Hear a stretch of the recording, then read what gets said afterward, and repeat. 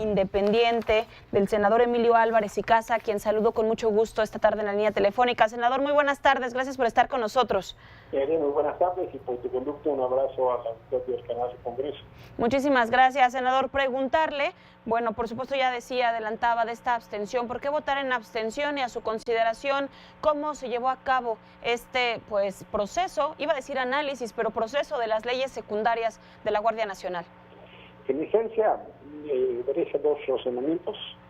El primero, sí reconocer que hubo un proceso de diálogo al interior del Senado, pero el segundo tiene que ver con que la discusión de la Guardia Nacional está arrollando la discusión nacional en materia de seguridad pública. Como tú bien decías, son 4 leyes, una es de la Guardia Nacional, pero otras son leyes que van a aplicar todos los cuerpos de seguridad del país, estatales, municipales, incluso administrativos, o recursorios, o fiscales. Y no hubo un parlamento abierto en el Senado, no citamos a un solo policía, a un solo secretario estatal de seguridad, a una sola víctima, para decirnos qué piensan, por ejemplo, de la ley de uso de la fuerza. Yo creo, Elia, que es un error legislar así. Necesitamos hacernos algo que luego la gente no cree en el Senado o en el Congreso de la Unión, justo porque no se hacen parlamentos abiertos o porque no se vigila con transparencia. Qué bueno que los senadores se pongan de acuerdo. Y luego pues, se festeja, se celebra los acuerdos y hay elogios unos a otros. Pero el problema es que legislamos entre nosotros y no con la gente. Me parece que entonces tenemos que cambiar la forma de hacer las cosas y por eso es que, reconociendo sí la voluntad de dialogar, me parece limitado que no haya habido un parlamento abierto o escuchar a los demás. ¿Por qué, senador, importante recordarlo, tendría que haberse llevado a cabo este parlamento abierto? ¿Qué puntos son importantes, como usted dice, llevar a cabo en esta discusión y en este análisis con la sociedad civil y que serían eje central para estas, decimos, letras chiquitas de la Guardia Nacional? Mira, el 80% de las personas detenidas en un reclusorio en México las detuvieron policías estatales o municipales. La Guardia Nacional, siendo una pieza importante, es solo una parte del tema. Y necesitamos entonces pensar, discutir nacionalmente las leyes nacionales. Estas leyes van a tener ese alcance. Déjame decírtelo de esta manera. De las 32 entidades que hay en la República Mexicana, solo 5 tienen una ley de uso de la fuerza, 27 no.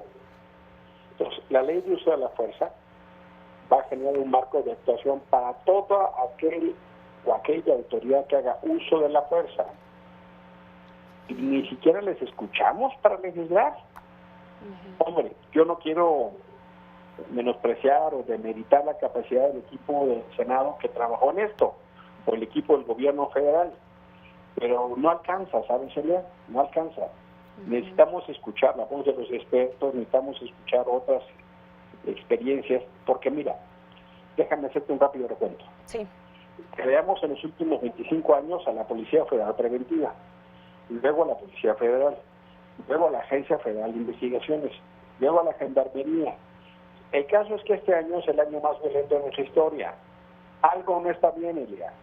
Tenemos que cambiar el modelo y me parece que la manera en lo que estamos haciendo no cambia el modelo y desaprovecha un momento de país para construir un modelo de seguridad distinto.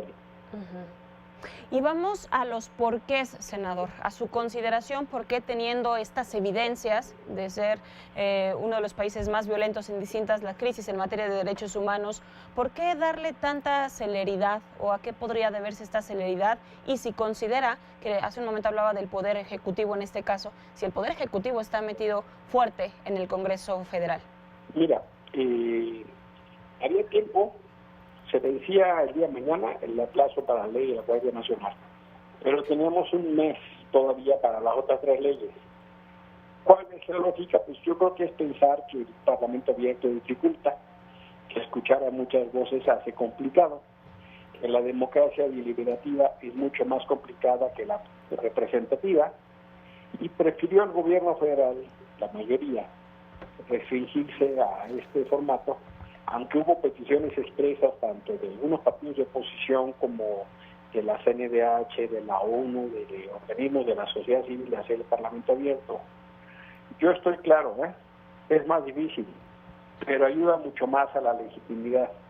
Y pocas cosas de la función de gobierno tienen tanta necesidad de legitimidad como el uso de la fuerza. Yo creo que se privilegió la eficacia o la legalidad versus la legitimidad en ella. Esos son o fueron los pendientes en este proceso, senador. ¿Qué destacaría de lo que sí se llevó a cabo o de cómo quedaron ya estas leyes secundarias aprobadas por el Senado? Y del lado bueno, es que se reivindica en la letra chiquita, como dices, el carácter civil de la Guardia.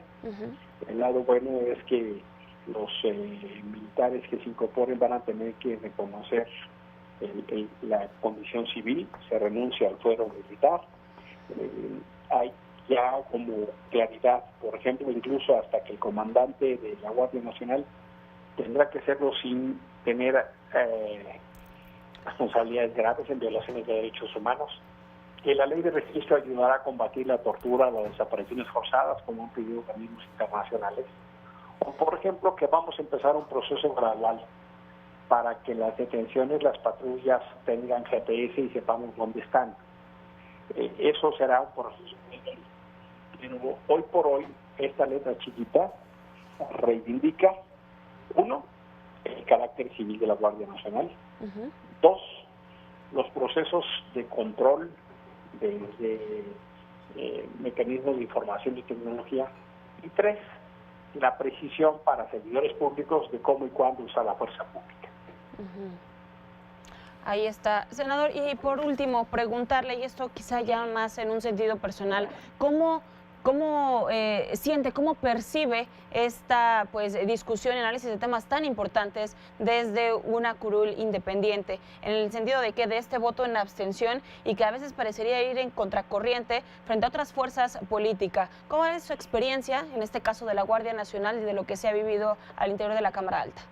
Mira, si tú te quedas en el Senado, pues sí, por supuesto que la presión de tus colegas es fuerte, ¿no?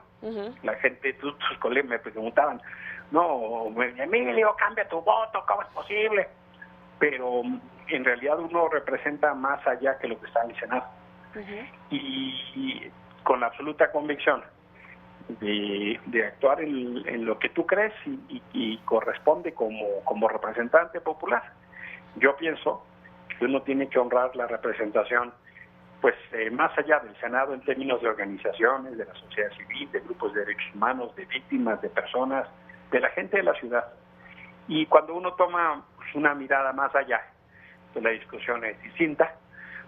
Yo prefiero decir las cosas como lo creo y lo considero, de manera respetuosa. No hay por qué acudir al insulto o a la ofensa, sino con respeto y claridad. Y al final de cuentas, acabas generándote un diálogo con los demás senadores y senadoras, de ideas y de intercambio. Puede no estar de acuerdo contigo, o yo no estar de acuerdo con ellos, pero al final de cuentas se actúa con plena convicción y eso te va generando un lugar, un respeto, que creo que por lo menos el día de ayer fue el caso. Claro. Pues ahí está, senador, y como lo sabes, es un espacio abierto para esas opiniones y esa otra parte que a lo mejor no está directamente en el Senado, pero hay otros espacios. Muchísimas gracias, como siempre, por tomarnos la llamada. Mi privilegio, un fuerte abrazo, buena tarde y buen provecho a quien ya está comiendo. Muchísimas gracias, muy buenas tardes, el senador Emilio Álvarez y Casas.